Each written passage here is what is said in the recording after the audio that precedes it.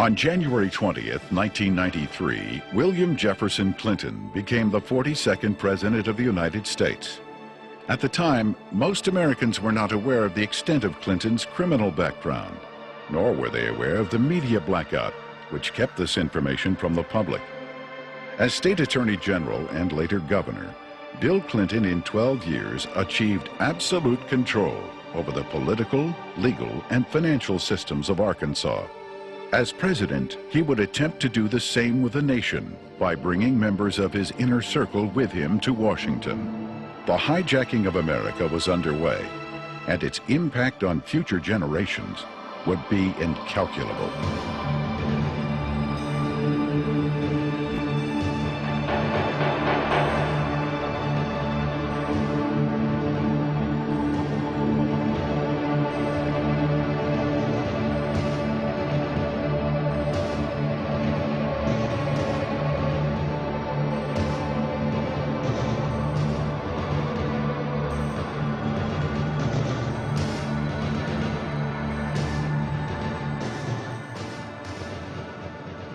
Bill Clinton was born in Hope and, of course, raised in Hot Springs. They had open bawdy houses over there at the time, and they had open gambling at the time. But Clinton grew up in that atmosphere, that different atmosphere of Hot Springs. If it felt good, you did it. He was selected to go to the national from Arkansas Boys Day, to be a delegate to the National Boys Day. And while he was there, he was able to meet John Kennedy. And I'm sure that sparked an ambition in this young man. And he apparently has always had an exceptional, keen mind, a keen intellect. And he early, evidently, had tremendous ambition. He was gifted in so many ways. The truth is, he's one of the most charming men that I've ever met in my life. He has more energy than any 10 people I've ever known. He was able to network himself into running for Attorney General virtually unopposed. And then he was able to take that position and catapult himself into the governor's office 2 years later and started building his foundation. When you think about Bill Clinton's aversion to the truth, you wonder if this is because of the lackadaisical moral background that he's had in this area. He lied about Rhodes, being a Rhodes Scholar. He never completed that and still said he was a Rhodes Scholar. He went to Moscow and did business with them against the United States government, and he wasn't challenged by the press about that. In Arkansas, while he was governor, he said he balanced the budget 11 times. He never did it once. Also, he said he didn't raise taxes, and he raised taxes 126 times. He can accommodate any situation that comes up because he's not hemmed in with the truth. I've never felt that Clinton, consciously or unconsciously, was hemmed in with morality. I first met Bill Clinton in the mid to late 70s. He was an up-and-coming politician. There were a group of us, Jim Guy Tucker, Bill Clinton, Sheffield Nelson, and myself. And we kind of ran around and palled around with each other. It was from that point that I did a lot of projects for Bill from a marketing perspective. In 1988, I went to Bill. I said, I need a job to kind of relax, mellow out. Bill Clinton and Betsy Wright, they suggested that I go to work for a place called the Arkansas Development Finance Authority. And they said my talents could really be used there. It was the best kept secret in Arkansas. After about 2 weeks, I went to Wooten Epps, and I said, Wooten, I think I've got enough background on this that we can start marketing it. Now, what is the criteria for loans? He said, whoever Bill wants to get a loan. To go back, though, to that moment in time, I'd been there about a month, and I realized that I was in the epicenter of what I'd always heard about all my life, What most people have heard about is the machine. I was literally working, sitting in the middle of Bill Clinton's political machine. It was where he made payoffs, where he repaid favors to people for campaign support. I was in an interesting seat, and I knew it. We had a board meeting. In that particular board meeting, I was sitting at the end of the table. James Brannion, who was chairman of the board at that time, was sitting at the head of the table. James Brannion stood up in a public restaurant, and he hollered at the Beverly Enterprises guy, Bobby Stevens, and said, "Did you get the $50,000 campaign contribution from the client that you're introducing the loan for?" He said, "Not yet." He said, "Well, then hold up the loan till we get it." I stood up, went up to James, and I said, "James, don't yell stuff like that. You don't need to be yelling it in a restaurant. That sounds real bad." He was just burly and arrogant. He said, "Who cares?" Bill Clinton sold the concept of ADFA to the people of Arkansas as a vehicle for creating jobs and assisting churches and schools. In reality, millions of taxpayer-guaranteed dollars were being channeled to Clinton's election campaigns, to his inner circle of friends, and to his wife Hillary's law firm. This may explain why ADFA had been drafted in such a manner as to keep its decision-making procedures secret.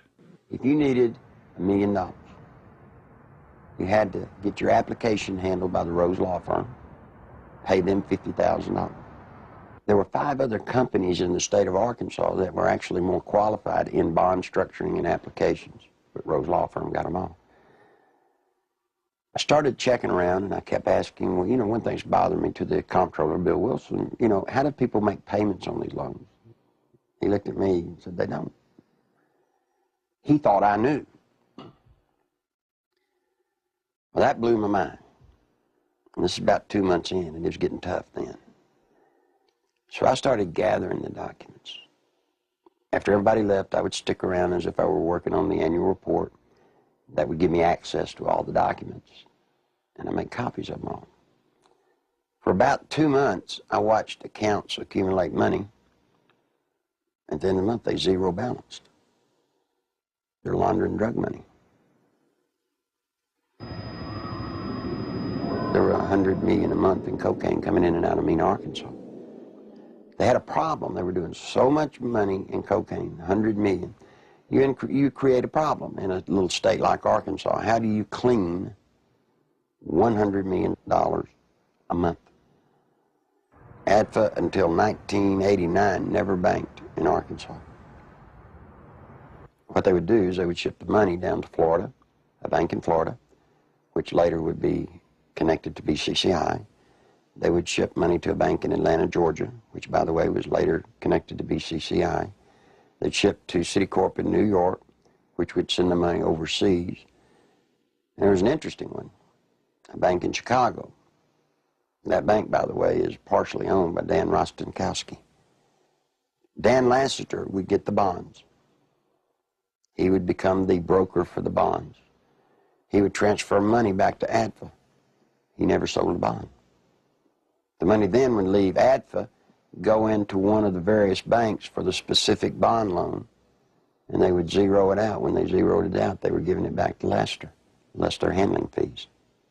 During the Lassiter investigation, we had numerous witnesses for the federal grand jury, had extensive testimony. People that was connected with Lassiter and drug use and everything else. His cocaine use become used as a tool for sexual favors and also for business deals that influence people. And that's when Mr. Lassiter became quite flamboyant with his cocaine use, and then ultimately led to his arrest and conviction. Dan Lassiter, who is the best friend of Bill Clinton, who went to jail with Roger Clinton for cocaine. And by the way, let me explain something. He didn't sell cocaine. No, they were giving it away. Huge piles of cocaine in his office. Ashtray upon ashtray full at the parties, and they would give it to young girls. That's sick. I mean, they were giving a highly addictive drug to young girls. One particular one comes to mind is a 14-year-old cheerleader out of North Little Rock. She was a virgin, and ultimately he ended up sending her to a physician of his. The physician put her on birth control pills. He used cocaine in order to ultimately she lost her virginity, and she got addicted to cocaine. And the last I heard of her, when we had her subpoenaed back to the federal grand jury, she was a hooker in Lake Tahoe. Dan Laster contracted to launder the money. Now, in addition to his contract to launder the money and the system that he and Bill Clinton had set up to do it, probably what he did is he took advantage of some of the cocaine. That's why he could give it away. Should you have $100 million a month in cocaine? They wouldn't care if you took a bucket full a day. After Laster was indicted, I started to receive quite a bit of harassment from my own department, the Arkansas State Police. And I knew the reason behind it because the affiliation with the state police and the governor's office with Dan Laster and his business associates. Mr. Lassiter's cocaine involvement at times was very heavy, then at times he was very cool, calm, mediocre. He was very careful, as all of them have been for quite some time. Once he was convicted, he went to a minimum security prison, a holiday hotel we call them. He spent, I think it was 6 to 8 months, and he got out. Unbeknownst to anybody, Bill Clinton, the day after he got out, granted him a full and complete pardon. So if you think he's tough on crime, think about a man that pardons a man that gives cocaine to kids. Fear of violence is robbing our children of their future. We must take away that fear and give them hope. We must give Alicia and all our children back their childhood. Working together, we can. Do something now. Call 1-800-WE-PREVENT. Your president, the President of the United States, not only was a part of a system that was laundering millions of cocaine dollars, your president signed off on it. He can't deny that he did. You see, because there's one little catch. Every loan that ADFA made, Bill Clinton himself had to sign off on it. More than Bill Clinton, you better identify the people in the loop of the drug running. You better identify the people in the loop for money laundering. And what you'll find there is those people go straight to Washington. Act 1062, if you look at it, it says that ADFA was developed and created to provide low-interest bond loans for churches, schools, colleges. So now look what happened to our legislature. They voted on a bill creating ADFA, thinking that they were getting money to colleges and schools to buy books and so forth. What better way to run thousands of, tens of millions of dollars, launder it, clean it up, and use the cover of a state agency to do it. The first loan made at ADFA was made to Parkometer, a company called Parkometer. Seth Ward was the owner. As I started looking, I found out that the Secretary-Treasurer was Webb Hubbell. Then I found out Webb Hubbell was Seth Ward's son-in-law. Guess who drafted the legislation creating Act 1062, which created the Arkansas Development Finance Authority? Webb Hubbell. Guess who introduced the legislation to our legislators and got it passed through our House? Webb Hubbell. Guess who got the first loan? Webb Hubbell. Imagine this. Guess who did the audit and the evaluation of the application? Rose Law Firm. You guessed it. Who signed it? Webb Hubbell, Hillary Clinton. You see, that's against the law in Arkansas. You can't investigate yourself when the good faith and credit of the state of Arkansas is involved in a bond issue. He broke the law.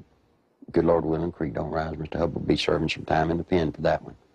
Ironically, Webb Hubbell, a senior partner at the Rose law firm, was chairman of the Conflicts of Interest Committee at Rose. In 1988, he successfully advanced the Ethics in Government Act, which required Arkansas legislators to report governmental conflicts of interest. Incredibly, this law specifically exempted Governor Bill Clinton, his appointees, and his relatives. Clinton's appointment of Hubbell to the U.S. Justice Department exemplified the administration's total disregard for legal ethics. Hubbell's hasty resignation in March 1994 for overbilling of Rose clients was merely a ploy to remove Hubbell from the limelight before extensive criminal charges could be brought against him. Let me tell you about Parkometer. The first loan was $2.85 million. Never was a penny of that paid back.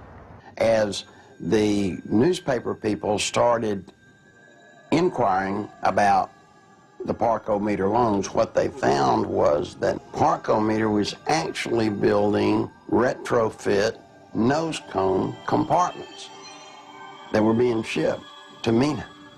We find out that the nose cones were actually being used to smuggle dope back into the country. And what is scary, what's so scary, it's the same cast of characters.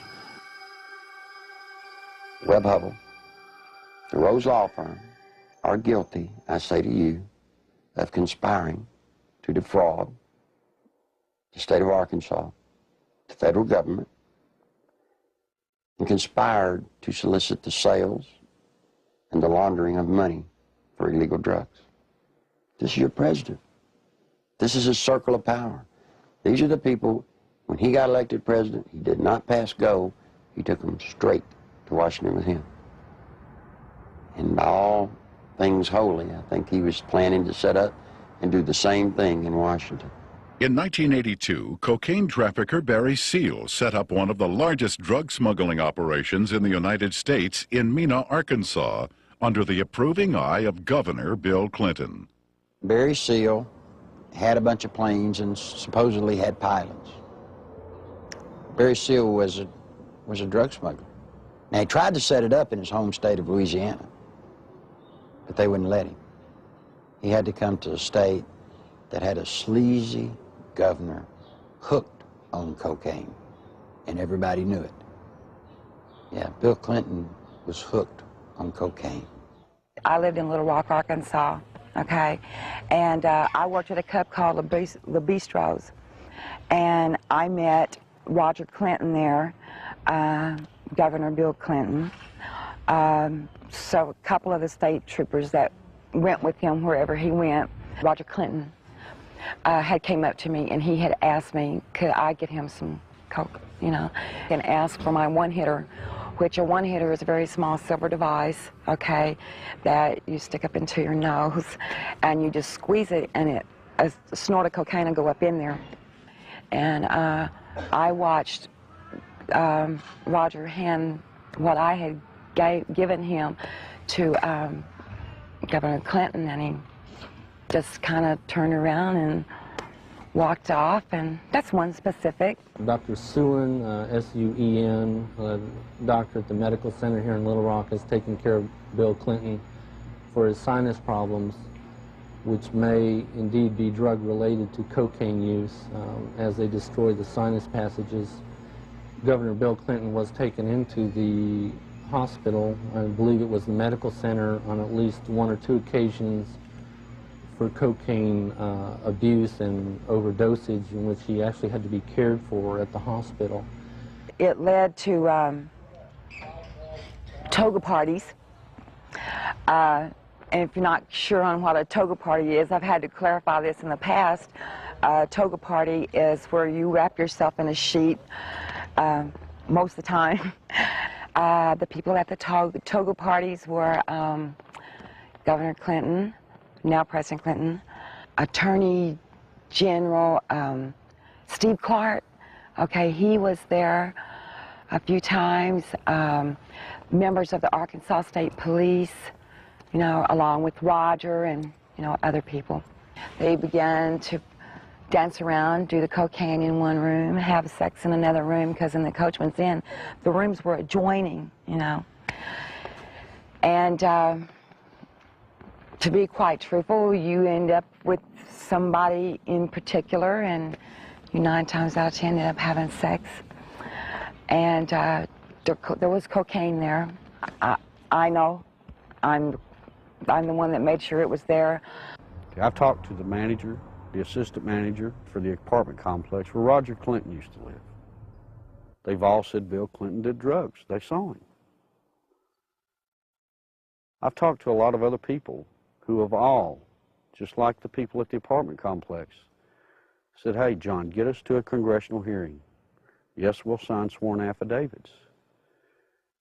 These people want to be sure when they come forward that something's done about it, because they fear for their life, but they really want the truth to get out.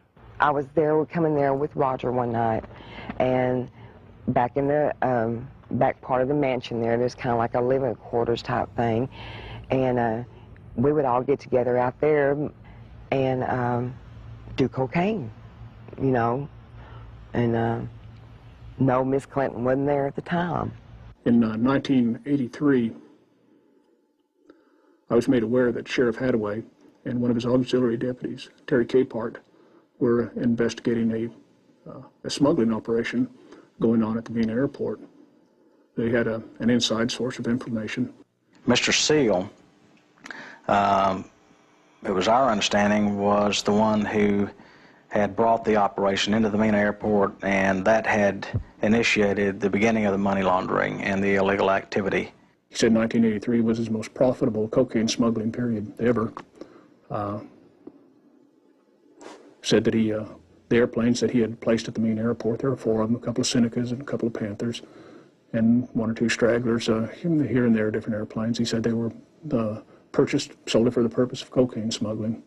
There was, in my opinion, more than enough evidence to prosecute a number of people for crimes regarding the Barry Seal case at Mena. I snuck around, crawled through the bushes, thinking that I'd really have to hide to see them unloading the dope. Didn't have to. You could walk right up to the airport and they'd unload it right in front of you. They would unload it, they'd offload it. They didn't care. A certain degree of money laundering had taken place among these people that were associated with Barry Seal. What had not been done was to connect the dotted lines to ADFA. Because once you connected the dotted lines to ADFA, you had actually connected the dotted line to Clinton. In addition to the operations at Mena, small clearings in other parts of the state were used as drop points for money and cocaine. They had special cargo doors installed on the side without FAA permission, so that these doors could be opened in flight. They'd pull in, slide back, and the cocaine could be dropped out of the side in flight. When you have a public which is aware of an ongoing criminal enterprise, when you have an international cocaine smuggler who is high profile, and a lot of people know that they are operating in a small area.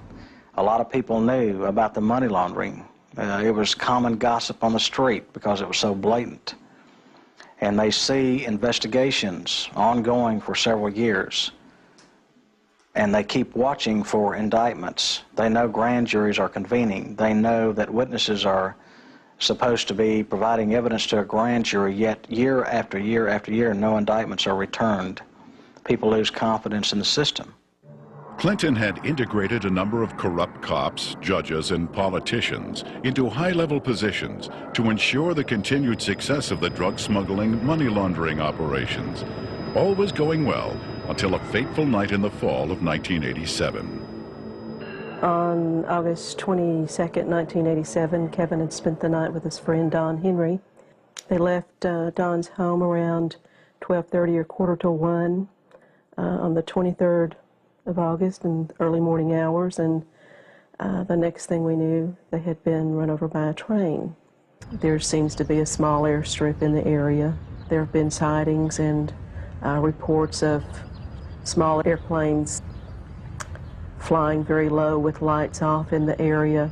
I believe they saw something they shouldn't have seen. 3 weeks later, their deaths were ruled accidental by the state medical examiner, Fahmy Malek, and we disagreed with that ruling because we thought the evidence pointed to homicide. At that point, we had a lot of questions and no answers, and the facts didn't add up to what he was telling us, so we decided to get a second opinion and met with resistance from all fronts, both with our local law enforcement, with the state crime lab, with everybody that we turned to.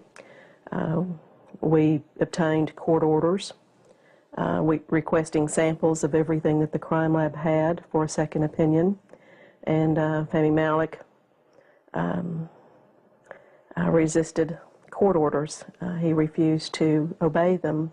Ultimately, it was proven that Don Henry had been stabbed in the back and Kevin Ives' skull had been crushed prior to the placement of their bodies on the railroad tracks. However, Malek stood by his ruling that the boys had simply fallen asleep on the tracks. Malek had been kept in office at the insistence of Governor Clinton for a number of years, despite vigorous public outcry to have him removed. As long as Malek's rulings pleased the governor's office or state police, they were left to stand, no matter how implausible. Malek's obvious lack of medical knowledge reached a pinnacle when he ruled that James Milam, who had been decapitated, had died of natural causes. Yet Clinton, who had the power to remove Malek from office, insisted he stay. There were allegations of tampering with evidence in murder cases. There were allegations of perjury in different cases. It didn't seem to matter what Malek did, Clinton protected him. He made excuses such as he's overworked, he's just stressed out, he's underpaid. They gave him a $14,000 raise, which was an insult to my family as well as a lot of others in the state who to this day are struggling with asinine rulings in the deaths of children and other loved ones. I was outraged that protecting a political crony of Clinton's was more important than the fact that 2 young boys had been murdered. Dan Harmon was just a local attorney in the town of Benton, Arkansas. And after Don Henry and Kevin Ives were killed and their bodies placed on the tracks and run over by train, he approached Linda Ives and the Henry family about trying to help them. He's a manipulator. Gives a great closing argument in court. He's been trained for years to play the game. He knows how to do it. He's very good at it. Mr. Harmon can win your confidence and make you think he's the greatest guy in the world. He did that to Linda Ives. He helped lead them down a path that absolutely led to nowhere on this case. I got involved in the case, and immediately Harmon tried to discredit me without even knowing me. Couldn't figure it out. I run across a young lady named Charlene Wilson who told a horror story that I didn't really believe at the time. So I started searching for evidence to substantiate just part of what she had said. Harmon went ballistic. Called, he threatened me, threatened Sheriff Pridgeon, threatened Captain Gene Donham, the chief deputy. All because I talked to this one woman. The people at the track that night, to my knowledge, were Dan Harmon, Keith McCaskill, Larry Rochelle. I do know that the boys were watching the drop site, okay? And they got curious as to what was being dropped there. The fact is, we know who killed these kids. The whole reason this case, it's been slowed down, stopped, wherever we're at. They can't do anything with it as long as Clinton's in office, because it tracks right back to Bill Clinton being involved in the cover-up. He took care of everybody that ever covered anything up in this case. Everybody got promoted. A number of people approached the police with information about Don and Kevin's murders and consequently were murdered themselves. Shortly before Keith McCaskill was murdered, he knew that he was fixing to be murdered. He told his family goodbye, he told his friends goodbye. The night of elections in 1988, he took 2 pennies out of his pocket and threw them on the bar there at the Wagon Wheel and said, "If Jim Steed loses this election, my life isn't worth 2 cents." And he was murdered that night. Jeff Rhodes was a young man from Benton who was murdered in 1989.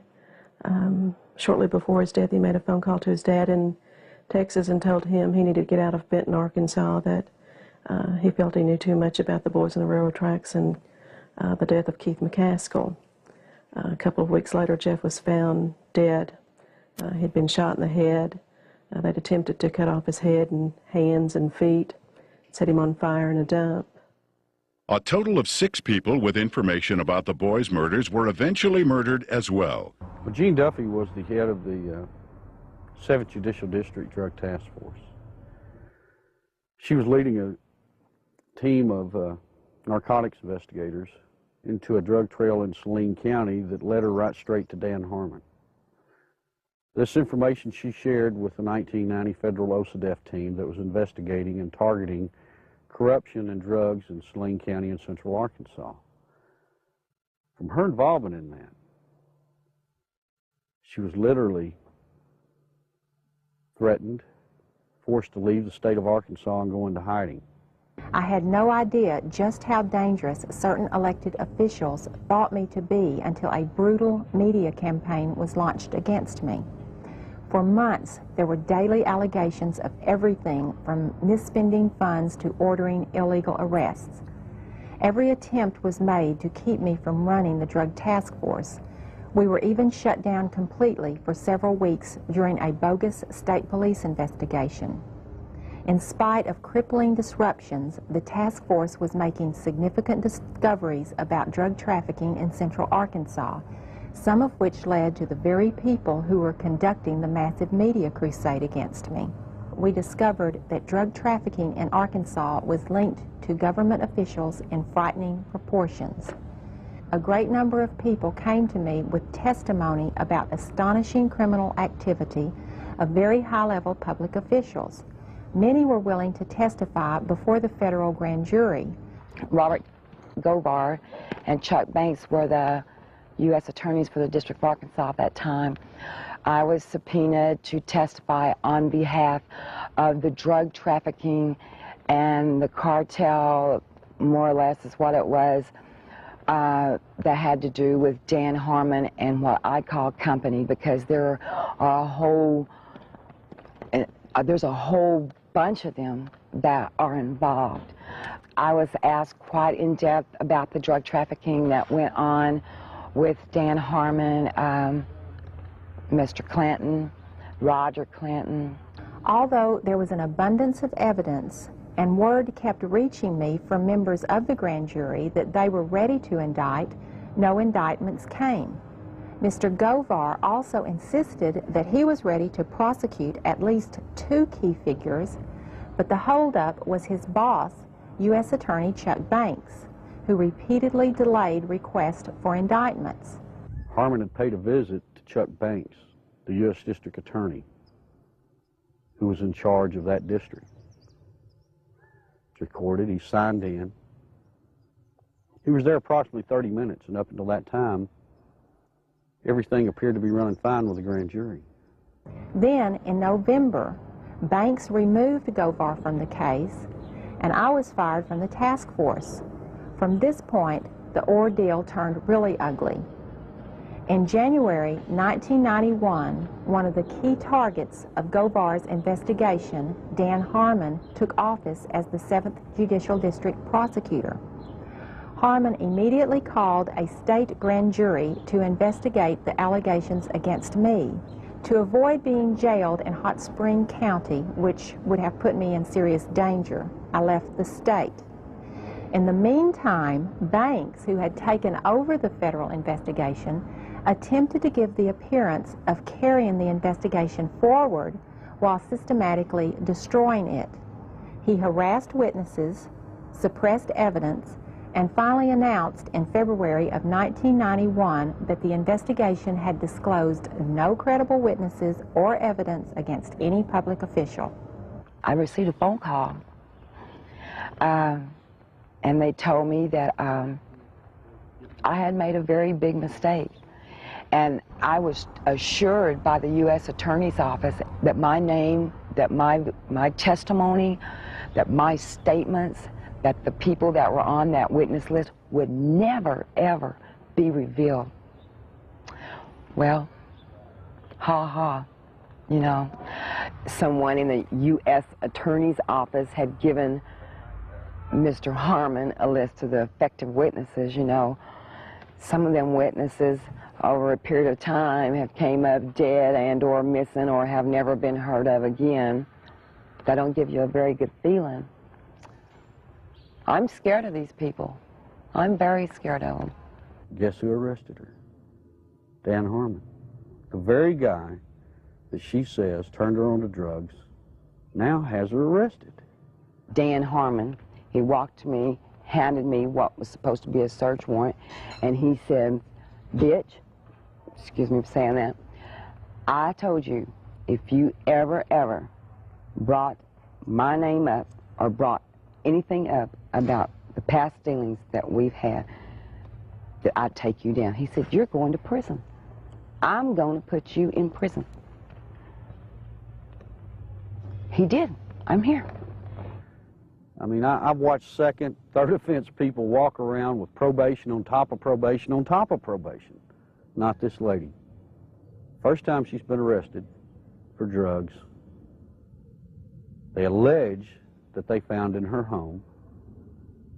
She gets 30 years. Sure, everybody ought to be able to see through this. This is a man that told Linda Ives for years, "We're going to get to the bottom of your son's death." Yet when I start making progress, it looks like the people I talk to starts getting time in the penitentiary. Linda says it's business as usual in Saline County. Justice as In the English language that can describe how usual in Arkansas. There aren't any words that makes you feel as a parent or as a are capable of doing. You know, I think we were just kind of naive, common, ordinary people. Got up and went to work every day and came home and went to bed and assumed that everybody else did the same thing and tried to do what was right. And I think Kevin's death has been the rudest awakening that anybody could ever have to see what really goes on. I can provide information that has tentacles to Governor Clinton's administration. It is apparent to me that a congressional investigation is the last hope, not only for the people of Arkansas, implications of illegal activity, who has left in his wake and now vulnerable to the powers of oppression, but for the people of our nation, who are now vulnerable to the powers of a president who has left in his wake implications of illegal activities and serious improprieties. Meanwhile, Welch and Duncan's investigation into the operation at Mina was about to derail. We'd been so busy investigating, just concentrating, focusing, that it took a while to register that nothing was going to happen. We could not understand what was happening. Neither Mr. Welch nor I were ever subpoenaed to testify before the grand jury and present massive amounts of evidence of wrongdoing by associates of Barry Seal. No indictments were ever returned against any of the individuals, and I can tell you there was extensive evidence. There definitely was some suppression of evidence and definitely a cover-up of an investigation, and somebody should be held accountable as to why that happened. Not one major cocaine bust was ever made in Arkansas out of Mina, Arkansas. Now imagine that, 10 years nearly in its running. Never one truckload ever got caught. During the 1992 Attorney General's race in Arkansas, a member of Clinton's staff had approached Winston Bryant and had asked him to stay away from the Mena affair or the Mena matter. I've done quite a bit of investigation into the Mena. After Winston quite frankly, it is a federal problem. He took office. Bill told me that he was no longer allowed to discuss the Mena Airport investigation from the Attorney General's office. The Attorney General's office is not like most Attorney General's offices across the country. We do not have the authority to convene a grand jury and initiate criminal prosecution. A lot of people have said that the Mena operation stopped in 1986 when Barry Seal was gunned down. It's not true. Covert operations are still going on in Mena, Arkansas today. Now, if you stop and think, back when Bill Clinton was governor, he was asked about Mena. He said, well, that's a federal problem. I'm not going to get involved in it. Well, he's not the governor of Arkansas anymore. He's the president of the United States. We still have operations at Mena, Arkansas. This is his golden opportunity to take care of it. My question is, why doesn't he? I've always thought it was a wonderful thing to be able to serve your country as a federal law enforcement agent. And for 15 years, I did not encounter anything like the corruption which I encountered after the Mena investigations began. President Clinton's verbal commitment to a war on drugs has been negated by his actions. During his first weeks in office, Clinton revoked random drug testing for White House staff members. He eliminated 121 positions at the Office of National Drug Control. And he appointed Jocelyn Elders as U.S. Surgeon General, despite her well-known desire to legalize drugs. One of Hillary's investments, under the direction of Tyson Foods counselor James Blair, netted almost $100,000 on an initial $1,000 investment, a nearly impossible feat using legal methods. I can't read their minds or speculate, but I had absolutely no reason to believe that I got any favorable treatment. Coincidentally, Governor Clinton enacted a number of state regulations allowing Tyson Foods to grow into the largest industry in Arkansas. Don Tyson put in $600,000-700,000 all told in all of Bill Clinton's campaign. Guess what he got out of it? He got $10 million. Guess from where? The Arkansas Development Finance Authority. And he never paid a dime for it. I had heard rumors of Don Tyson and his alleged cocaine use and distribution. And I went through the intelligence files and come up with enough that I thought was sufficient amount of evidence to launch an investigation on Mr. Tyson simply out of the Arkansas State Police intelligence files has been accumulated for years. A great deal of criminal investigation files were surfacing with Don Tyson's name mentioned in there as being involved with some drug and narcotics trafficking activities. So I interviewed some of the investigators who worked on the Tyson case. Most of them felt that Tyson should have been indicted, but the investigations were always sabotaged, oftentimes from within. One particular undercover narc agent told me that another criminal investigator in that department named Doug Fogley was furnishing Don Tyson with photographs of the undercover narcotics agents that were working on his case. Donald Smaltz was actually hired to look into the allegations that Tyson had given bribes to different people, specifically to the Secretary of Agriculture, Mike Espy. And what came out of that investigation was very remarkable. Drug abuse, drug distribution, money laundering, even murder for hire. Now, Smaltz collected all this stuff. He compiled it, he put it in proper order. Then he approached Janet Reno and said, look, You know, I need to broaden my investigation. I'm finding more here than just simple payoffs. What do you think happened? Well, by now, most of you already know. He was turned down. Just exactly what we expected to happen happened. I mean, Tyson already hired lobbyists, attorneys, who all approached Congress trying to get everybody to stop Smaltz. Why is it in this country today that if you got a little money, you walk away? Why is it you can create the pressure to stop investigations? And I promise you, Janet Reno has stopped this one. You look at these and you wonder, how could this happen? You know, how does someone elude prosecution with reams of investigative reports? How does it get stopped? Some say it's Bill Clinton. Don Tyson was in the middle of the cocaine just like Bill Clinton, just like Dan Lester, just like Roger Clinton, and all the others.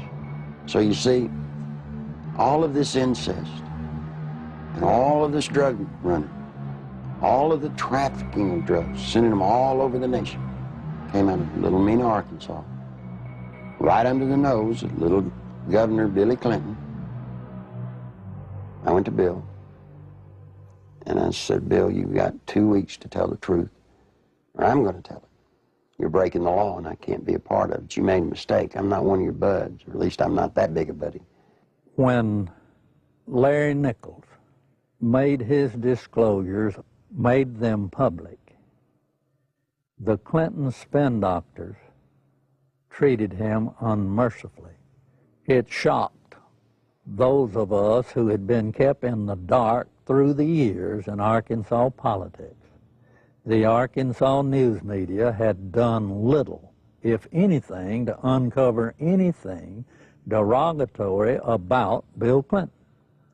And for these disclosures to come out of the blue was so shocking that the spin doctors attacked the messenger rather than tried to answer the charges that Nichols had made.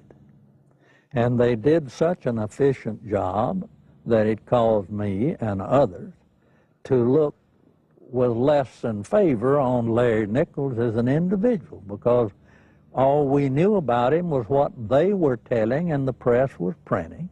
One of the neatest things about Bill Clinton is how he handles the media.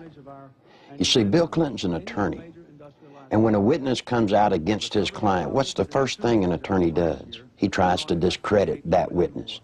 They accuse me of everything under the sun, day in, day out. Every week, there was some new scandal in the paper that I was involved in. 6, 8 weeks later, they print a retraction. Wasn't me. But to this day, people in Arkansas think that I'm some evil person. As a result of that, the boy had to pay a high penalty. In his credibility, he had to pay a high penalty in his acceptability. And then when the new evidence came out that supported everything that Larry Nichols had said, he finds himself, I think, probably in the position of knowing that he had been exonerated, but he has not been exonerated in the minds of the people generally, in my view, and he finds himself probably in the position of wondering where he goes now to get his good name back. A lot of people wonder how Bill Clinton could control a state the size of Arkansas with the absolute authority that he did. It's not hard. You see, after 12 years, after kissing the people that have the money, Bill Clinton controlled the legal system. He controlled the judges. He controlled the attorneys. He controlled the banks. It's just a small state, a one-party state. What tends to happen in small states like that, I think, is the longer the person remains governor, that I think the greater the abuses are. And I think the abuses were very, very widespread under Bill Clinton. One thing that's very difficult for people to understand, Bill Clinton doesn't care about money. He cares about power. All he needed ADFA to do was to channel money to the big players financially. I got tickled when the reporters during the campaign came here. They were looking, trying to find out where Bill Clinton profited. He didn't. He profited by putting money into his friends' pockets.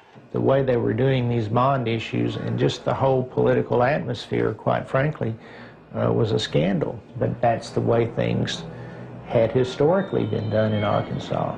But imagine this, imagine the power this man has in Washington, D.C. Imagine what he can do to this nation if he gets that circle of power going there, as he did here. Nothing I can do, nothing you can do can stop it. Because he'll have the absolute power, and believe me, he will use it to have you investigated, to have you arrested, to have your company audited. No, that's what'll happen when his circle of power is complete. When I worked at ADFA, it was not uncommon for Bob Nash to call me up and say, hey, Nichols, the governor needs about $5 grand transferred to his travel account so he can go see his ladies. And we would at ADFA transfer $5,000 to $10,000 for him to go see his girlfriends in either L.A. or New York. He'd used so much travel money to go see women out of his regular travel budget, he would even have to borrow money from ADFA, not to mention the fact that ADFA's budget was not quite as scrutinized as the governor's budget. But he literally used money, ADFA money, the people of Arkansas, taxpayers' money, to conduct liaisons.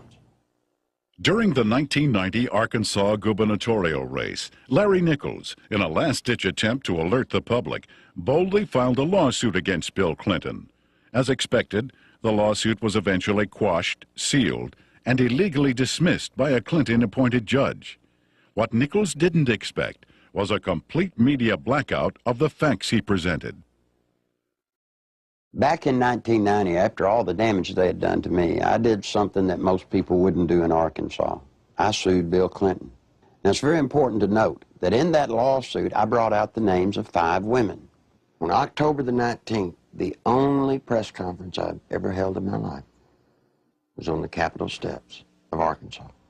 Every news organization in Arkansas, newspaper, TV, radio, were there on the steps. I read the names of the 5 women. I read and talked about ADFA. No one had ever made such a cold, callous statement against Bill Clinton, where he named the women. When I got through with the press conference, I went through the center door, and I walked out with the camera crews with me, and I walked all the way to the end to the governor's office. And I left the press release right on the governor's secretary's desk. Not one bit of the press release made it into the local TV or the local newspapers, anywhere. It didn't show up anywhere. The reason I tell you that is because in those days, he had the circle of power complete in Arkansas. Eventually, every allegation stemming from Nichols' 1990 lawsuit and press conference would prove valid regarding Clinton's taxpayer-financed sexual liaisons, his drug usage, and his criminal activities relating to ADFA and Whitewater. Gradually, the women who had carried on adulterous affairs with Clinton began to emerge. The first was Jennifer Flowers, who, like all those close to Clinton, was faced with a decision. Either keep quiet and receive a government job, or go public and face character assassination in the press. Betsy Wright, Clinton's former chief of staff, admitted she had been hired to conduct media smear campaigns against anyone planning to tell the truth about the governor's sexual habits. She was prepared to go after at least 26 women who had the potential of destroying Clinton's chance at the presidency.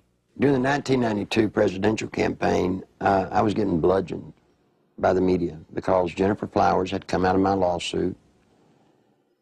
A man called me on the phone on a Monday. His name was Gary Johnson. He was an attorney. He told me that he felt bad because I was being bludgeoned, and he wanted to talk to me about handling my case. Well, I was craving an attorney, any attorney, to help me. You know, I saw Larry out there doing battle, so to speak, on his own, and I felt like he needed some help. I met him on a Tuesday. He was a special attorney. I didn't even know it. You see, he lived next door to Jennifer Flowers. For security purposes, Gary Johnson had installed a video camera near the front door of his Quapaw Tower condominium. Looking at someone in front of my door, it got a perfect shot of them in front of Jennifer Flowers' condominium. And it wasn't my intention ever to take pictures of Bill Clinton going in to see Jennifer Flowers. I could care less who Bill Clinton goes to see. But it just so happened she lived next door to me, and I mounted the camera there. Guess what he caught on tape? Bill Clinton walking into Jennifer Flowers' apartment on numerous occasions with a key. I actually saw him go into her condominium.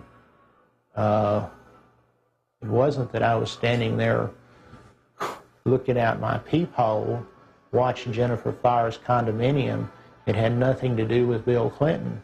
It's just that I got the camera. I had the camera before Jennifer Flowers moved in. And when she moved in, she just happened to have some very interesting house guests.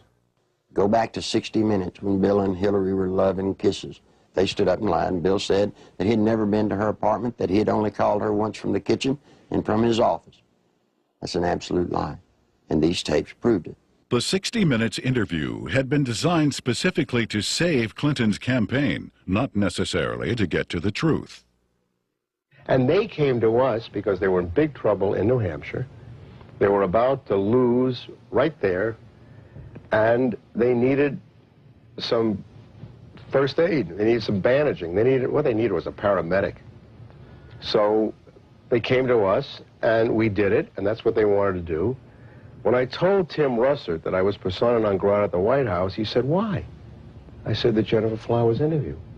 He said, "You got him the nomination." I said, "I know that."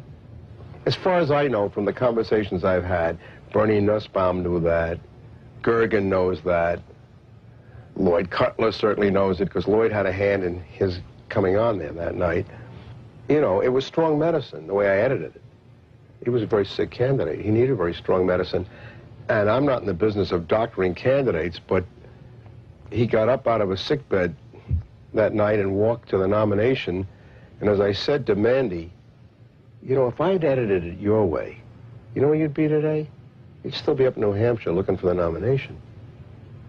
He became the candidate that night. When the Jennifer Flowers story broke, that story was 100 times more creditable than the story that literally knocked Gary Hart out of the campaign. I had been Jennifer Flowers' neighbor. I knew that Bill Clinton wasn't telling the truth about that. Bill Clinton, I think, would do just about anything to save his political hide. He got threatening phone calls. He asked me, he said, "Will they hurt me?" I said, "Well, they hadn't hurt me." I don't know why I didn't worry more about that.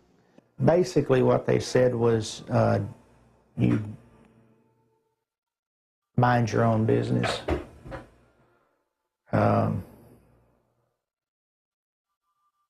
And all it did was made me mad. I never thought in a million years that anybody would follow up on it. We filed the request for the subpoenas on Thursday. Saturday morning, we found Gary Johnson beaten and left for dead. And without getting into gory details, both elbows were dislocated, his collarbones were broken, his spleen and his bladder were ruptured with holes the size of $50 in them. His nose, his sinus cavities were all crushed. He had been beaten by Clinton's people. Were they very large? Yes. Yes, they were. Did they say, "Where's the tape"? Yes, they asked me for the tape. And what's sick is the man gave them the tapes, and then they went and broke his elbows, punctured his spleen, punctured his bladder. They looked like state troopers, I'll say that. Clinton can be a very dangerous individual in the state of Arkansas. In my lawsuit in 1990, I named the lady Sally Perdue as having an affair with Bill Clinton. Sally had an apartment in Little Rock, and the Clinton security guards would drop him off at her apartment and go park in the woods. When Clinton got through doing his business, he was flick their porch light and they'd know to come and get him. She started coming out, started talking. Well, believe it or not, before she could talk, Clinton's people got to her and offered her a federal job or break her legs, whichever one was the best. Sally Perdue, former Miss Arkansas and radio talk show host, carried on a sexual relationship with Governor Clinton between August and December 1983. State troopers in government vehicles were used at taxpayer expense to shuttle Clinton back and forth to Sally's home. Perdue, who today supervises a home for people with Down syndrome, was offered a $60,000 a year federal job to keep quiet. She refused. And you see, that's illegal. You can't offer a federal job to get someone to hush. Following her attempt to go public, Miss Perdue lost her job and started receiving threatening phone calls and letters. Live ammunition was found on the seat of her car, and the rear window of her vehicle was shot out. Even though a number of witnesses have corroborated her story, the American press has refused to print it.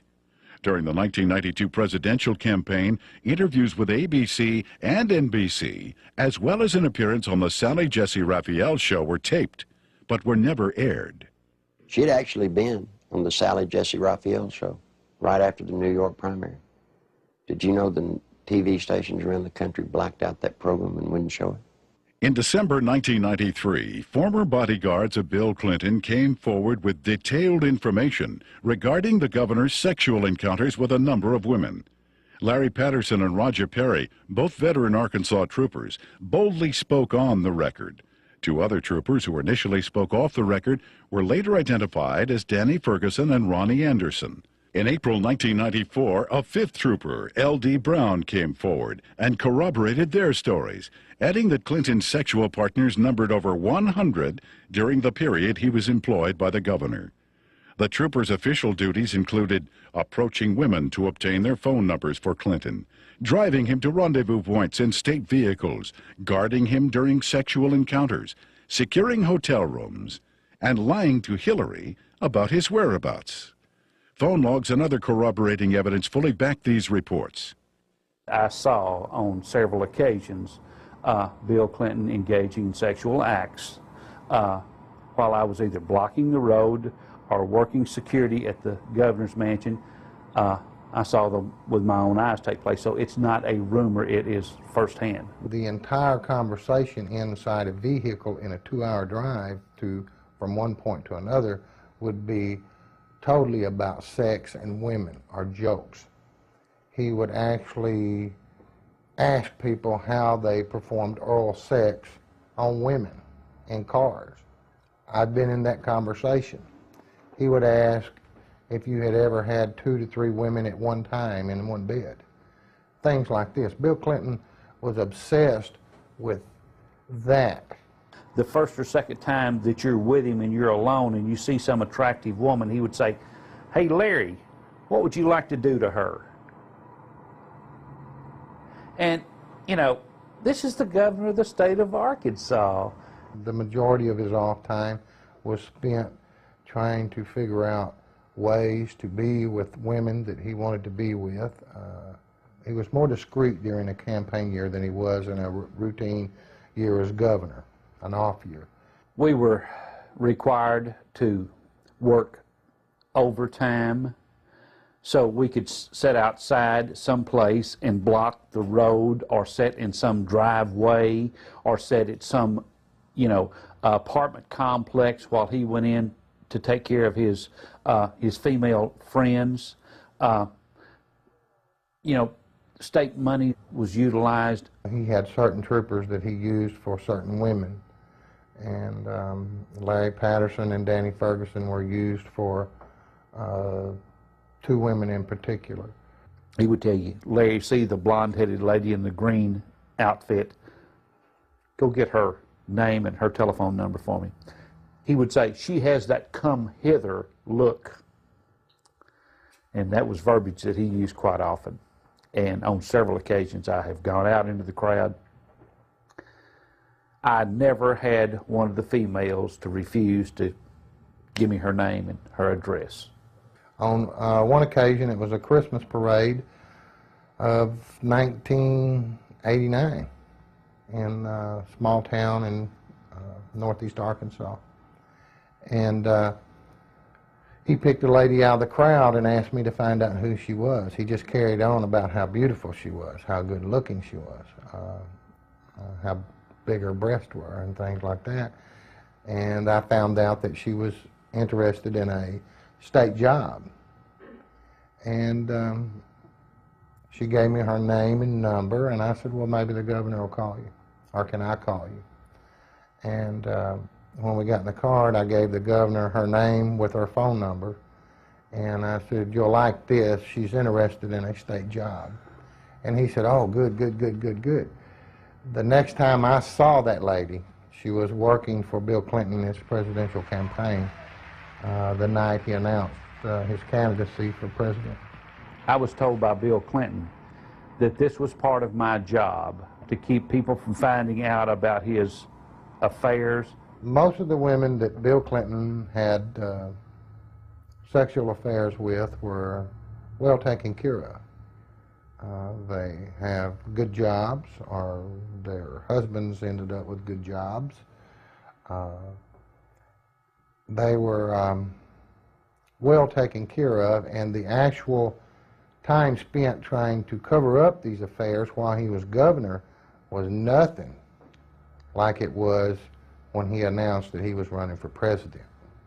In an attempt to silence the officers, the Clinton administration launched an elaborate counterattack, which included urging Ferguson to change his story and levying false accusations of insurance fraud against Perry and Patterson. When Larry Patterson and Roger Perry came out, Clinton's security guards, they substantiated everything that I'd alleged in the lawsuit. These people were there, they were his bodyguards. But watch what happened. The same thing that happened to me, they planned to do to them. They roasted them in the media. They said they were committing insurance fraud. The evidence of that these state policemen have brought forward relative to Clinton's womanizing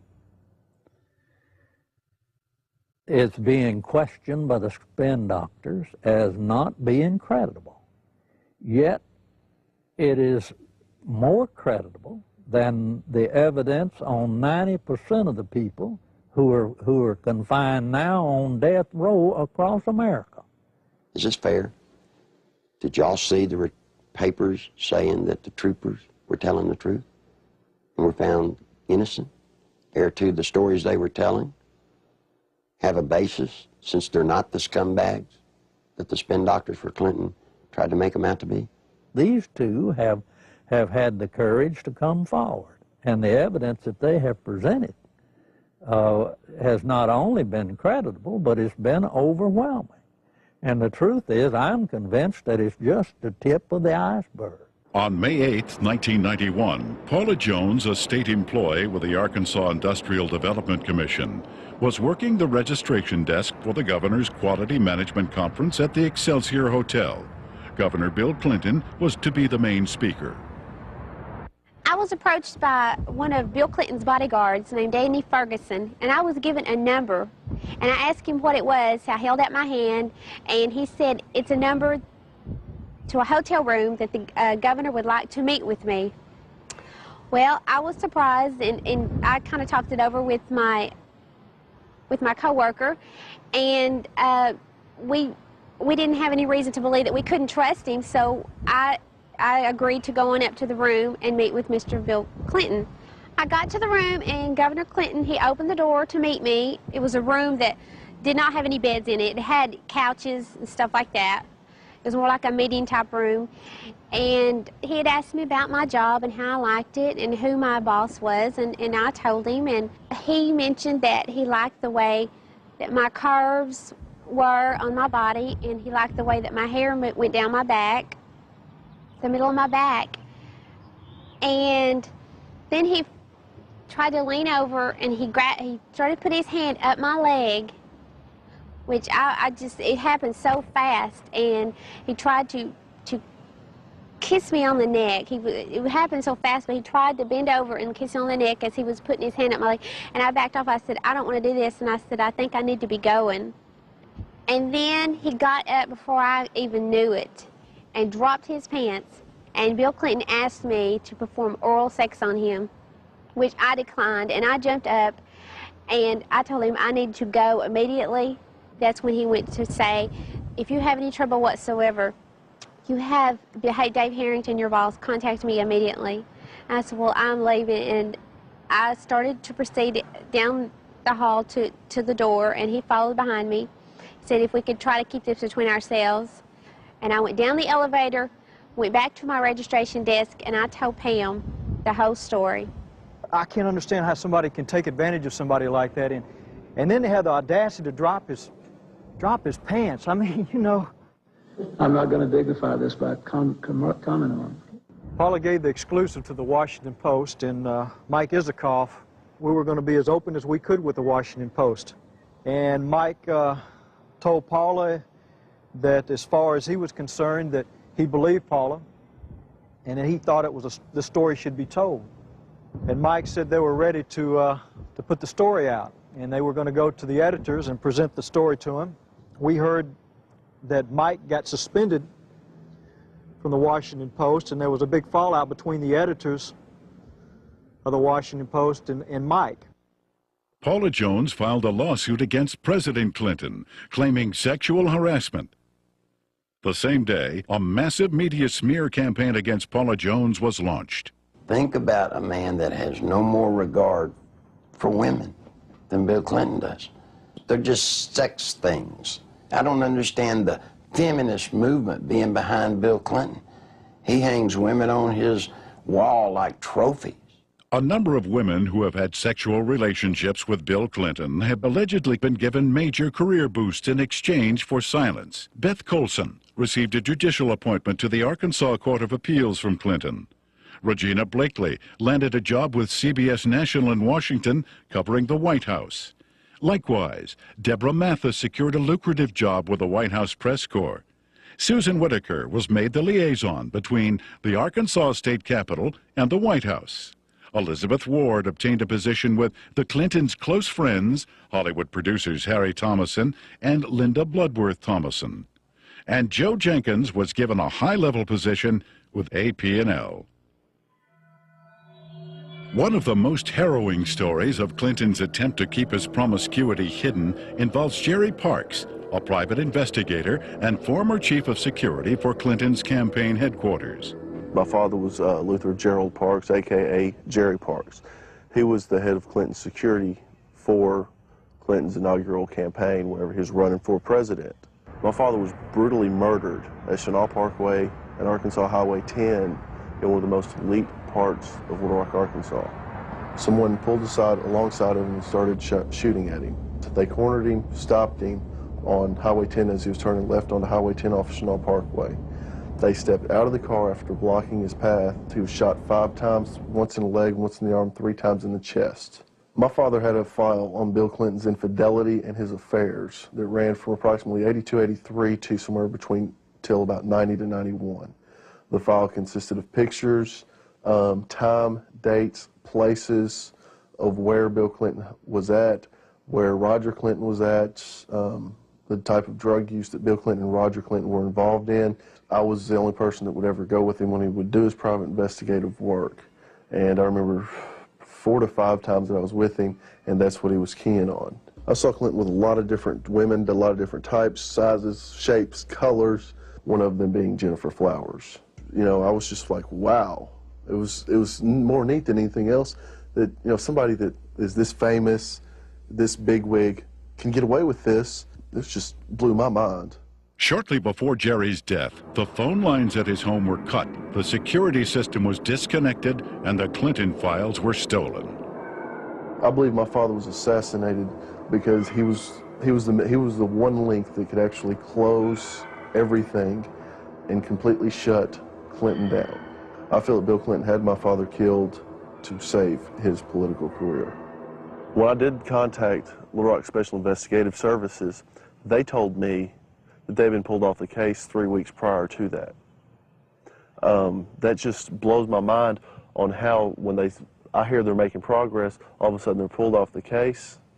Something's not right there. Bill Clinton has been the way he is ever since I've known him. He hasn't changed. He will not change.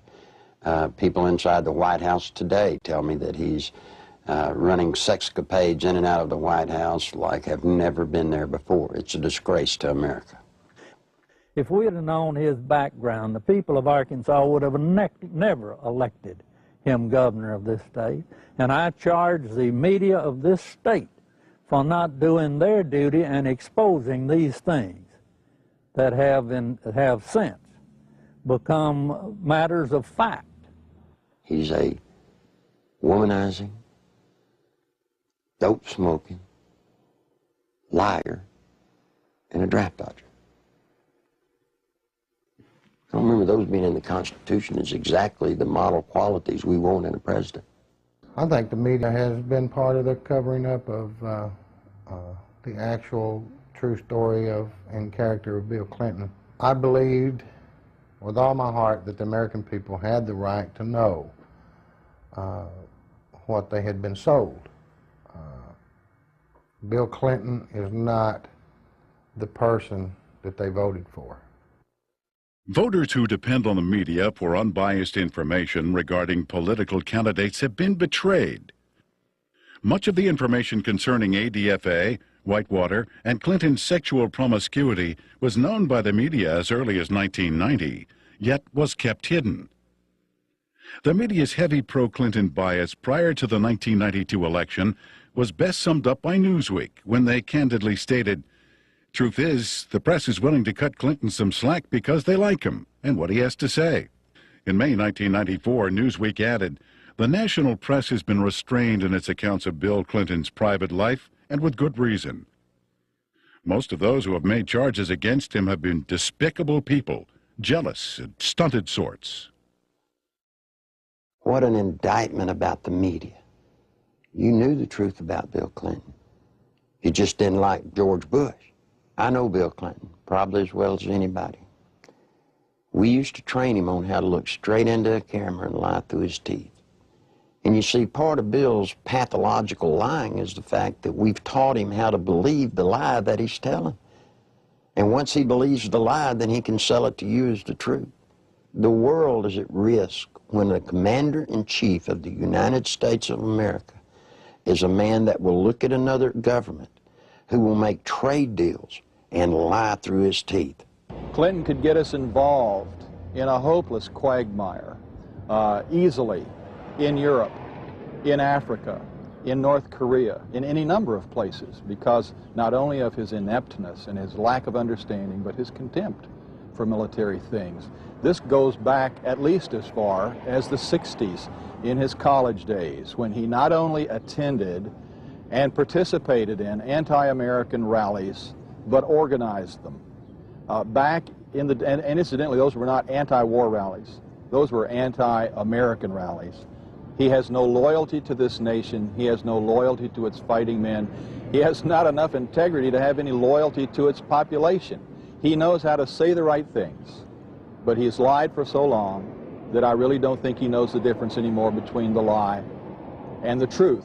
Bill Clinton was dishonest on a daily basis. I mean, there's more dishonesty in his life than there is honesty. I mean, it's maybe being a politician in these days and times, you have to tell one group of people what they want to hear and another group what they want to hear. And if the truth conflicts, then so be it. The media has not been able to ascertain today that there's a human being sitting in the presidential chair of the United States of America that lies with everything he says. They still believe somehow in the office of the presidency. They still believe there's some integrity there. Attempts to keep the criminal activities of Whitewater concealed from the public were largely successful prior to the 1992 election. After that, however, the raging Whitewater rapids could no longer be contained. What the Clintons claimed as a simple money-losing investment was in actuality a series of complex business transactions and cover-ups, ultimately costing the American taxpayer more than $60 million. When this is all over, it's going to be the same story we've been telling for 2 years. We made a bad investment, we lost money, and there's really not much more to add to it. We have enforced higher standards against ethical conflicts than any previous administration. Whitewater may have begun as a legitimate real estate venture, but it came to be used to skim, directly or indirectly, federally insured deposits from an S&L and a small business investment corporation. When each failed, the United States taxpayer became obligated to pick up the tab. 2, the family of the former governor of Arkansas received value from Whitewater well in excess of resources invested. 3, taxpayer guaranteed funds were in all likelihood used to benefit the campaign of a former governor. 4, the independence of the United States government's regulatory system has been flagrantly violated in an effort to protect a single American citizen. People should not be able to raise questions and erode people's moral authority in this country. It quickly became obvious that Whitewater would engulf the Clinton administration if ignored. A twofold counterattack was put into action. The first was to win sympathy from the conservative populace, who were among his chief critics. Clinton embarked on a series of appearances heartily promoting himself as a born-again Christian who supports and practices traditional biblical family values. While the uninformed may have been fooled, those who realized what was happening were outraged at the blatant hypocrisy. This is a place where I have come to seek divine guidance and support and reassurance. You know, after Bill Clinton was in office for 2 days, he signed 5 executive orders, shedding more innocent blood, the blood of innocent babies. Then he went on to try and get homosexuals in the military. He put Jocelyn Elders in, trying to distribute condoms to our kids.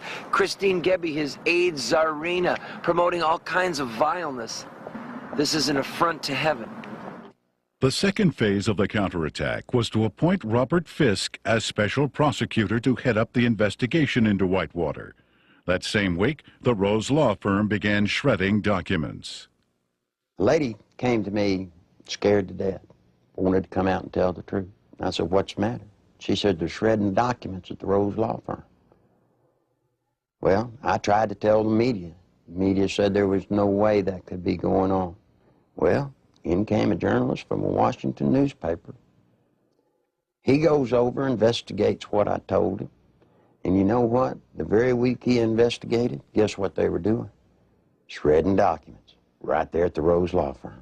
It had his initials pretty much all over it. Everything from the box to the manila files to, I even saw his signature on with the Rose Firm letterhead. You see, all of the Whitewater documents, they're getting rid of. They're getting rid of them as fast as they humanly can. It's the nerve and audacity that those two people, Bill and Hillary Clinton, have to shred documents, to destroy evidence in a federal case. That is why we're here in front of the Rose Law Firm, because of the works of darkness that have gone on. Documents have been shredded here. What else has gone on here? I'm telling you, there are people inside this building that right now they're saying, if they only knew, if they only knew. During that same week, there was also a fire at the Worthen Bank building.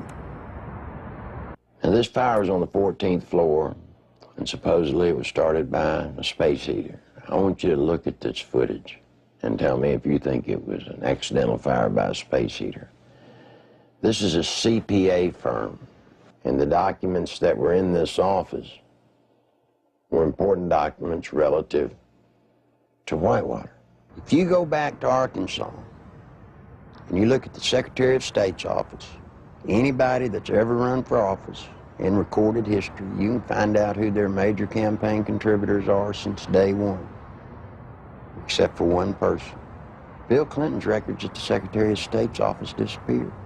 You see, they did it then. They'll do it now. All the information pertinent to Whitewater, any notes left by Vince Foster, any personal documents that would lead anywhere to any type of criminal activity, they're just going to be destroyed. Fisk's initial assignment was to quell rumors regarding the alleged suicide of Vince Foster. Foster was a senior partner with Hillary Clinton and Webb Hubbell at the Rose Law Firm prior to his appointment as White House Deputy Counsel. In fact, he was handling the Clintons' personal legal matters while he was in the position of assistant to the president, in violation of a conflict of interest at that time. From the outset, the investigation into the death of Vince Foster has been marred by controversy. At Bill Clinton and Attorney General Janet Reno's insistence, responsibility for the investigation was turned over to the Park Police, even though Foster's death fell within the jurisdiction of the FBI. Not until his death had sufficiently developed into a full-fledged scandal 7 months later would the FBI be allowed in. The results of the FBI's investigation, along with the findings of the Park Police and coroner, were incorporated into a report issued by Special Counsel Robert Fisk. The report, released June 30th, 1994, confirmed suicide as the cause of death. However, a careful examination of key pieces of evidence taken directly from the report itself indicate a number of alarming contradictions inconsistent with the report's own conclusion that Foster took his life. The official coroner's report depicts a large gaping 1-inch exit wound located 3 inches below the crown of Foster's head. According to Fisk, the area surrounding the body at the park was meticulously searched to a depth of 18 inches, but no brain tissue or skull fragments were found. An FBI analysis found none of Foster's fingerprints on the gun, despite the fact the gun was found in Foster's hand. However, the FBI did make one extraordinary discovery. One latent fingerprint was visible on the underside of the right pistol grip, approximately 2 inches from the base of the grip. This print did not belong to Foster. No attempt was made to determine the identity of the person whose print was found on the gun's hand grip. Gunpowder was found on Foster's clothing, which did not match the gun found in his hand. Fisk speculated that gunpowder of a different type was accidentally blown onto Foster's clothing by an exhaust fan in the Park Police laboratory. However, once again, Fisk was not able to support this theory with any evidence. One of the most crucial pieces of crime scene evidence, the fatal bullet, has yet to be found. A thorough FBI search of the area, which even uncovered artifacts dating back to the Civil War, yielded over 70 pieces of metal, including 12 modern-day bullets. Yet, none of them matched the gun found in Foster's hand. Against standard police procedure, not one resident living nearby was ever contacted during the investigation to find out if a gunshot was heard. Even though Fisk insists that Foster killed himself, leading forensic experts from around the country now agree it is highly unlikely he pulled the trigger himself. Within minutes of the verification of Foster's identity, the Park Police issued orders to seal Foster's office at the White House. David Watkins, Clinton's administrative assistant, assured the police he would take care of it. He lied. Immediately, high-ranking members of Bill and Hillary's staff began ransacking Foster's office, removing important and possibly incriminating documents. The people entering the office included Bernard Nussbaum, counsel to the president, Patsy Thomason, White House Administration Director and former assistant to cocaine distributor Dan Lassiter, and Margaret Williams, Hillary Clinton's chief of staff. Patsy Thomason was the top aide for Dan Lassiter when he was running his company and doing all the dope. You can only say that she was there taking care of Dan Lassiter's interest in the White House. As mentioned earlier, the Arkansas Development Finance Authority had been laundering its drug money through the Bank of Credit and Commerce International. BCCI collapsed in the early 1990s. Millions of depositors and taxpayers lost billions of dollars, making it the worst banking scandal in history. Heading up BCCI was former Defense Secretary Clark Clifford. The overwhelming criminal charges against Clifford were eventually dismissed by President Clinton. The attorney for Clifford and BCCI was none other than Robert Fisk. Fisk knew that a thorough investigation of Whitewater would eventually lead to ADFA and his former client, BCCI. Fisk also knew he would never be able to complete his investigation since it is illegal to prosecute a former client. Fisk was not selected by the Justice Department to investigate Whitewater at all, but to simply subpoena documents and testimony, making sure they never see the light of day. The investigation of Whitewater is being handled by an independent special counsel whose appointment I supported. Our cooperation with that counsel has been total. Now think just for a moment. If there are papers that prove you did nothing wrong, then why would you destroy them so that they don't come out? Why would you hide behind subpoenas in the cloak of secrecy? No, see, Bill and Hillary Clinton have something to hide. And only through a congressional hearing does this nation have a snowball's chance of that truth coming to the light of day. That's the reason it's so imperative that the Congress of the United States rise to the occasion and meet their responsibilities to hold public hearings relative to this matter during this period of time, or justice will never be done. There are lots of people that come to me that want to tell the truth. They come to me, but they're afraid. They're afraid of losing their jobs. They're afraid of family members or themselves being hurt. Don't be afraid anymore. Bill Clinton doesn't own the world. He doesn't scare me. He shouldn't scare you. I wish all of y'all would do what I've done. Stand up. Stand up for the country. I want my daughter to know that if you stand up and tell the truth, you're okay. Right now, all she sees, if you stand up and tell the truth, you'll be destroyed. If you're a pathological liar, lie through your teeth, every breath, hurt people needlessly, you'll get to be president.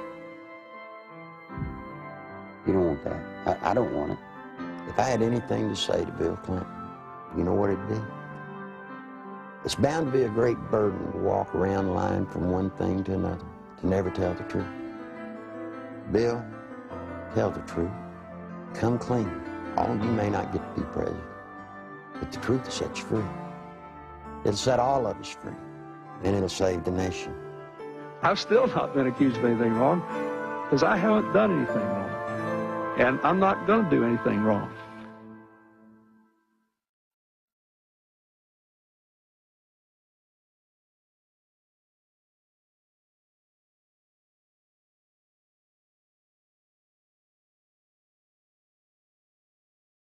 Although the documented information contained in the Clinton Chronicles continues to be reported in England and other countries, here in America, the media blackout continues. On July 14th, 1994, copies of the Clinton Chronicles video were hand-delivered to every member of the United States Senate and House of Representatives. On July 25th, documentation supporting the film was presented to Congress at their request. Whitewater hearings were scheduled to begin the next morning. However, the then House and Senate majority leaders, plotting with Robert Fisk to withhold evidence, refused to allow any of this documentation to be admitted. In addition, eyewitnesses willing to testify under oath who could confirm Clinton's involvement in the Arkansas drug smuggling money laundering operation were flown into Washington, but were barred from giving any testimony. Once again, the Constitution of the United States was undermined and the American people were not allowed access to the truth. That same day, a massive media smear campaign was launched against the Clinton Chronicles. Time magazine, Newsweek, U.S. News and World Report, and major newspapers around the nation simultaneously published false information about the video in an attempt to diminish its distribution. Nevertheless, members of Congress point to the Clinton Chronicles as playing a major role in bringing about the firing of Robert Fisk, as well as the reopening of the investigation into the death of Vince Foster.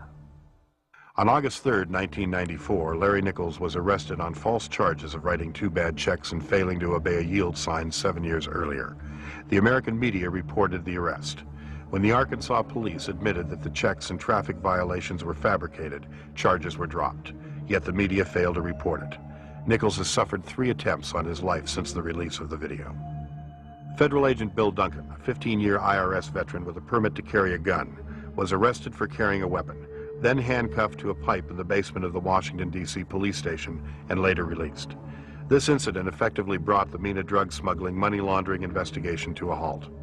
Duncan was later instructed by his superiors to lie to a federal grand jury regarding the results of his investigation. When he refused, he was forced to resign. Arkansas State Police investigator Russell Welsh nearly died after being poisoned with military-grade anthrax, a poison available only through the United States government. Arkansas State Police investigator Dr. Lauder, who successfully led the investigation against cocaine distributor Dan Lassiter, was forced to resign after attempting to reopen the cocaine trafficking investigation into Don Tyson. John Brown, Saline County homicide detective in charge of the Ives Henry murder investigation, was removed from the case after providing Congress with information linking the Clinton administration to drug trafficking in Mena, Arkansas. Brown was forbidden by his superiors to discuss Clinton's connection to the Ives Henry case, and after his refusal to do so, was forced to resign. In February 1994, veteran journalist L.J. Davis was beaten in his Little Rock hotel room. His attacker tore pages from his notebook which contained information about the inner workings of the Rose Law Firm and the Arkansas Development Finance Authority. In March 1985, Wayne Dumond was castrated and subsequently imprisoned for allegedly raping Bill Clinton's 17-year-old cousin. Even after evidence had proven that Dumond had been falsely accused and was completely innocent, Clinton blocked his release from prison. To date, every case which would link Bill Clinton with any criminal activities have been effectively shut down by various governmental agencies. The one office that all of us universally look up to, irrespective of what party or political philosophy we espouse, is the presidency of the United States. Since the election of Bill Clinton in 1992, we Americans, with sadness, have learned week after week to have different stories come out from around the country pointing up the reality that we have in the White House today, a draft-dodging womanizer who is a pathological liar. It's a very dangerous thing for America and a dangerous thing for the world. I can only, conclude that the responsible course for the House of Representatives to do is to introduce a resolution of impeachment against Bill Clinton. It is with sadness that I make this statement, because this action will introduce something that we Americans don't want to see in our political process. But we can't continue down the course of what we see unfolding before our eyes almost every week or almost every day. And the best thing for all of us is to get it out in the open and go forward and let the chips fall where they may. Under our Constitution, the House introduces a resolution of impeachment, and the U.S. Senate is a place where a trial takes place. And I think for the good of the country, for the good of the peace and tranquility of the Western world, this is the course that Congress should take.